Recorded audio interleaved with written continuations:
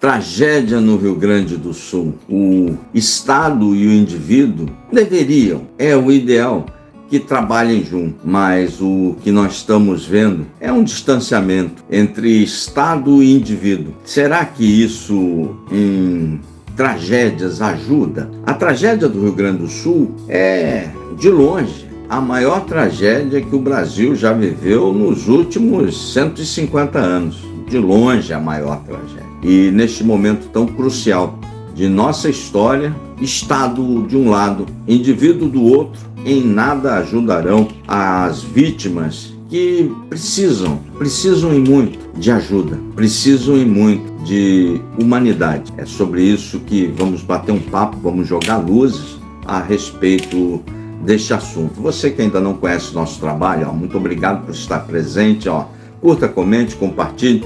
Veja nossos outros vídeos aqui. São um caminhão de conteúdo que a gente sobe diariamente para você. Aqui é um local, uma praça de debate público, onde a gente visa o bom debate público. Aqui a gente respeita todas as linhas de pensamento. É o que a gente acredita. A gente está construindo esse espaço para o bom debate público.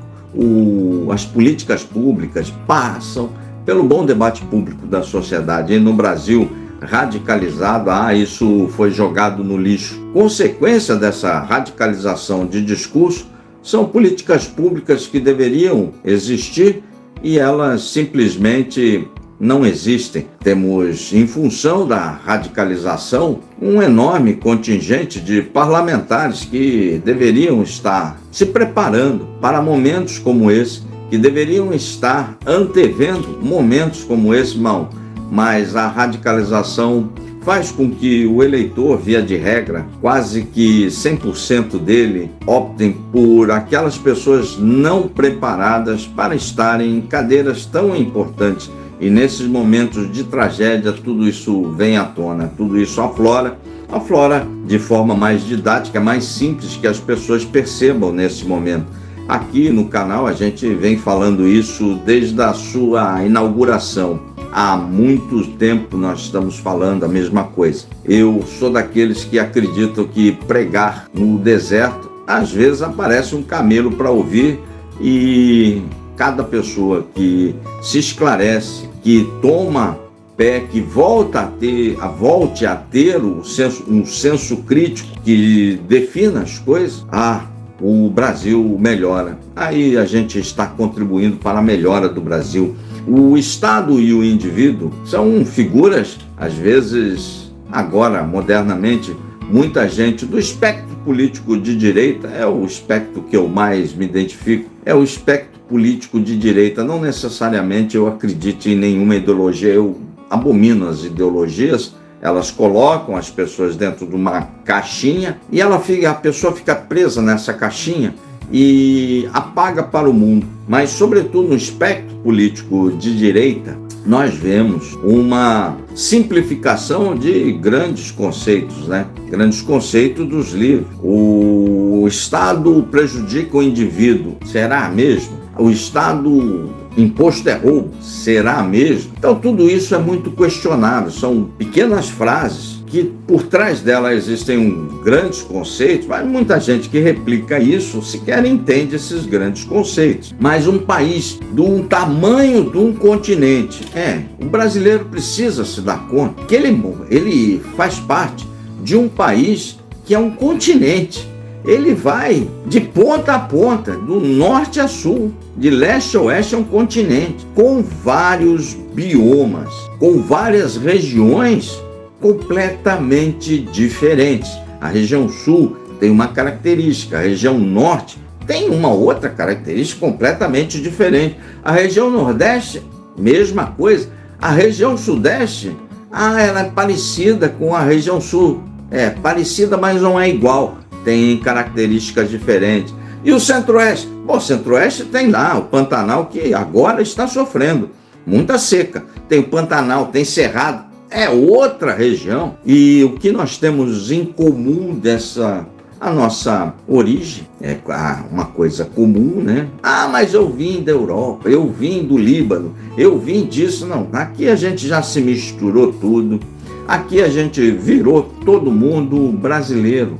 A mistura nos fez mestiço. É um país majoritariamente pardo. Todo mundo aqui é misturado, salvo uma ou outra rara exceção que tem sangue puro. Muito difícil no Brasil, muito difícil, muito difícil. Aqui nós somos parte, nós temos a nossa língua, que ela, graças aos portugueses, a gente fala o mesmo idioma neste continente inteiro. Às vezes, umas variaçõezinhas que são peculiares de cada região. Esse é o primeiro entendimento que você tem que ter. O Brasil é um continente. Será que num continente desse, com tamanha diversidade, com tamanhos desafios, nós temos uma costa gigantesca, nós temos uma fronteira de selva absurda. É importante curtir, compartilhar, para o canal é importante. O canal aqui, ele nasceu em Shadowbank, portanto nossos vídeos só chegam às pessoas que estão inscritas e um ou outro aí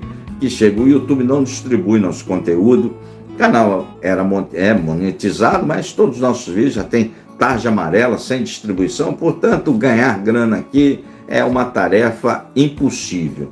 Um país com uma fronteira marítima do tamanho do nosso mar é de 200 milhas. As pessoas não têm nem noção que é 200 milhas. 200 milhas, não são 200 quilômetros, são 200 milhas marítimas. É muito maior que 200 quilômetros. Nós temos mais de 7.000 quilômetros de fronteira seca. Parte dele é de selva. As pessoas não têm noção. Aí quando eu ouço a barbaridade, não que eu discorde, o Estado, o indivíduo é muito mais importante que o Estado. Eu concordo com esse conceito.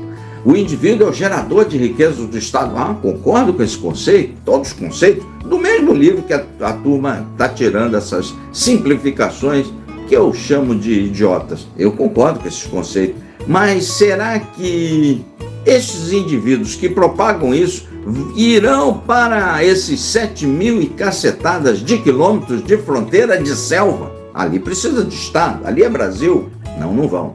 Eu já lhe adianto, não vão. Só recentemente que tem internet lá, só recentemente. Mas até a década de, deixa eu ver, até os anos 2000, 2010, 2015, nem sonho internet nessas áreas, nem sonho. O Estado estaria lá, desse tuiteiro aí, ele vai para lá, vai chonga, não vai. Ali precisa do Estado. Nessa imensa fronteira marítima de 200 milhas, as pessoas querem o royalties do petróleo, royalties do pré-sal, mas isso tudo tem por conta do mar de 200 milhas. Aí, quem vai cuidar desse mar de 200 milhas? Quem vai? O pescador vai deixar de pescar para cuidar do mar de 200 milhas? Vai? Não vai, né? É óbvio que não vai, ele tem que ganhar dinheiro. Então, é um conceito para lá de distorcido, e a simplificação em tragédias vem à tona, aflora para você problemas extremamente complexos. E problemas complexos, aí eu sinto lhe dizer, as soluções são complexas, os meios para atingir são complexos. E aí vem com uma simplificação de internet, de Twitter, acha que falou tudo. Tem falha no Estado? Tem gigantescas falhas. Mas que o Estado tem que ser extremamente pequenininho para cuidar de um país continental que tem um mar de 200 milhas, que tem uma fronteira de 7.500 quilômetros. É uma das maiores idiotices que eu tenho ouvido. Muita coisa. O Estado está sendo ineficiente. Sim, o Estado é ineficiente em vários aspectos. Não dá para que a gente tampe o sol com a peneira, em vários aspectos. Mas essa tragédia que, repito para você, desde de 1900 até o dia de hoje, eu posso lhe dizer com muita tranquilidade, é a maior tragédia que este país já sofreu. Não posso falar de 1900 para trás porque eu não pesquisei, mas seguramente do século XX a maior tragédia, e do século XXI a maior tragédia que a gente já presenciou. O cenário, ele é de guerra. Então, por mais que o Estado fosse um Estado japonês super eficiente, não daria conta. Por mais que o Estado fosse rico como o americano, não daria conta. Mas o Estado não é eficiente nem como o japonês e nem é rico como o americano. O Estado é o brasileiro. As instituições que lá estão trabalhando, instituições municipais, então, do jeito que pode, ninguém dá bola para a instituição municipal. São funcionários de carreira das prefeituras, que estão da Defesa Civil, do posto de saúde, aquela Dona Maria é de carreira, funcionário de carreira. As do governo estadual, polícias militares, bombeiros militares, eles trabalham com os meios que têm, com os recursos alocados que têm. A Defesa Civil do Estado trabalha com o que tem. Estão fazendo o que pode. Mas deveria, mas aí nós já vamos chegar no indivíduo e... tem um dedo aí que eu vou chegar. Deixa eu passar pela turma do governo federal. Turma do governo federal. Polícia Federal está lá fazendo o que pode, ajudando na segurança.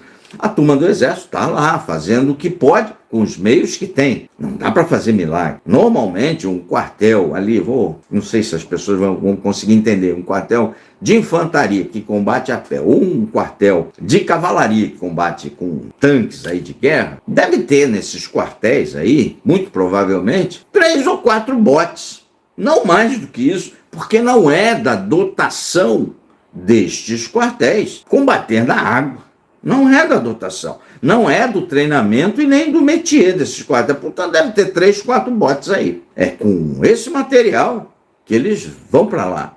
Por que só tem isso, Paulo? Agora nós vamos no indivíduo. As 2 responsabilidades do indivíduo. A primeira, o indivíduo brasileiro está sendo bacana. Está voltando àquele espírito que eu já vi há muitos anos atrás, aquele espírito de solidariedade, de ajudar, e está fazendo muito mesmo, no limite de sua força e no limite de sua vontade e dos seus meios. O indivíduo brasileiro está fazendo isso. Ele está fazendo muita coisa no limite, vou repetir, da sua força, dos seus meios e da sua vontade. Ele está fazendo muito. Isso é importante? É importante numa sociedade. Isso é normal, Paulo? É normal. Numa sociedade que queira ser desenvolvida, é normal isso. É normal isso no Japão. A gente viu no Japão. Tanto é que o vazamento da usina nuclear foram feitos por voluntários civis velhos. Ele falou, a gente já está velhinho, vai morrer mesmo, então nós vamos lá. Então, nas sociedades que são melhores que a nossa, já são mais, eu não diria melhor, né? Eu vou tirar esse termo melhor, vou usar as sociedades que são mais velhas, cara. A gente vê a comunidade trabalhando muito próximo, junto com o Estado. Nós vimos isso na tragédia do Katrina, devastou alguns estados. A sociedade americana arregaçou as mangas, abriu o cofre e foi ajudar o Estado americano, que é muito rico, foi ajudar. Agora no Brasil, o brasileiro, arregaçou as mangas, abriu o pouco que tem na sua carteira. Nós somos parte de uma sociedade muito pobre. Essa é outra coisa que muito brasileiro não sabe. O brasileiro acha que a gente é rico. Não, nós somos muito pobres. O Brasil é um país pobre. Mas ele é a 8ª, 7ª, 10ª economia do mundo. Ele fica variando nessas 3 aí. Nós ficamos nisso. Mas nós continuamos sendo pobres. Bota isso na sua cabeça. E o indivíduo, o brasileiro, nessa tragédia, ele está dividindo o pouco que tem, está trabalhando no máximo de esforço para ajudar a tragédia que se abateu ali sobre o Rio Grande do Sul. Importante, 10. Agora vamos o outro aspecto. O mesmo indivíduo brasileiro, há muito tempo, pelo menos há uma década, tem preferido autoridades, tem preferido políticos, e esta tragédia tem relação direta com os políticos que você escolhe. Há muito tempo, há pelo menos uma década, o brasileiro tem preferido políticos para colocar em postos chaves como Congresso Nacional, Câmara de Vereadores, funções de prefeito, presidente da República, Senado Federal. O brasileiro tem preferido, via de regra, políticos com discursos simplistas, mal preparados e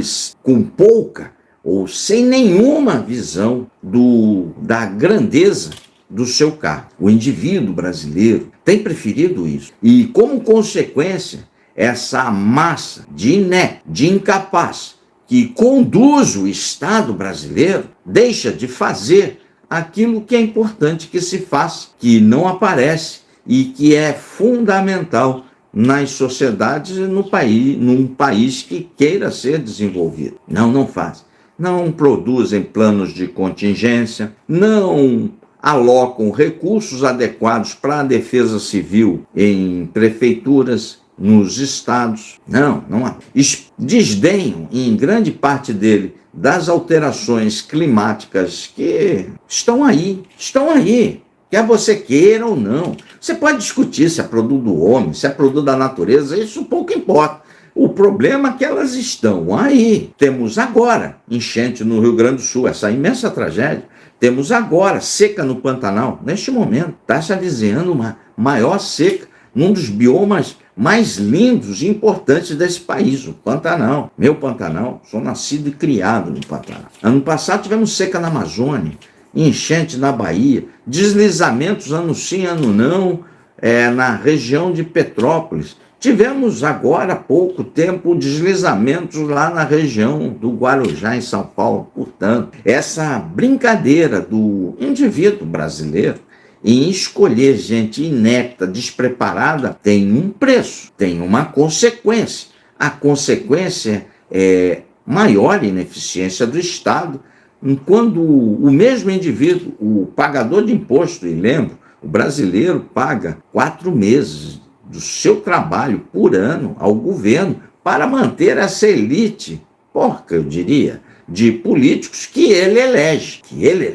que ele idolatra. Agora, vem o mesmo brasileiro, uma parte dele, uma parte radical dele, xingar as instituições no Rio Grande do Sul. Ora, as instituições são instituições de Estado, trabalham com governante de plantão, que o eleitor colocou lá, que o eleitor elegeu. Aí o governante de plantão fala, vai Defesa Civil, ela vai com o que tem. Vai Exército, ele vai com o que tem. São pessoas que moram lá no mesmo estado atingido, com familiar, que faz o que pode, que tentam consertar as cagadas dos políticos, que tentam consertar, minorar os danos causados pelas omissões e falta de ação dos políticos. E os políticos, como é que foram parar lá? Tartaruga não sobe em árvore. Foram parar lá por esse povo que xinga os caras que estão trabalhando, quando deviam trabalhar em conjunto, xingando os caras errados. Por quê? Porque ele continua a idolatrar políticos. São os políticos que não fizeram o que tinha que ser feito para que sua casa não fosse tomada de água e merda. Foram os políticos que não fizeram. Não foi o cara da Defesa Civil, não foi o cara do Exército. O cara do Exército não faz projeto de lei, não aloca recursos, ele trabalha onde o político governo de plantão manda ele trabalhar. É assim a lei. Não pode ser diferente. Aí se você elege ineptos, ineficientes, incapazes, imbecis e ainda os idolatra, por que diabos você xinga quem o cara mandou lá para consertar a desgraça? Dele, dos políticos, o descaso de décadas, de anos. Essa incoerência, se não mudar com a tragédia, esta que está assolando o país inteiro, porque a dor é do país inteiro. O país inteiro não é um país sem empatia, o brasileiro, não. Essa dor do Rio Grande do Sul é gigantesca.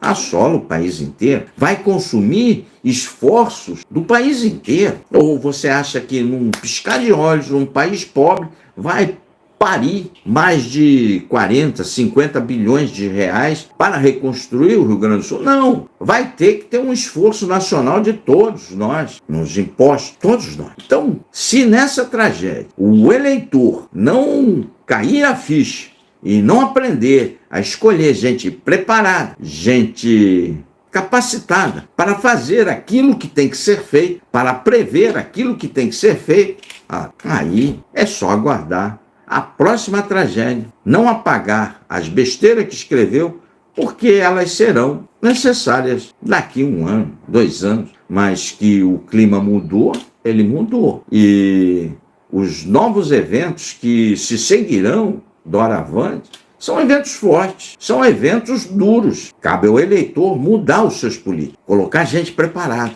Não gente como a gente, não gente do Zap Zap.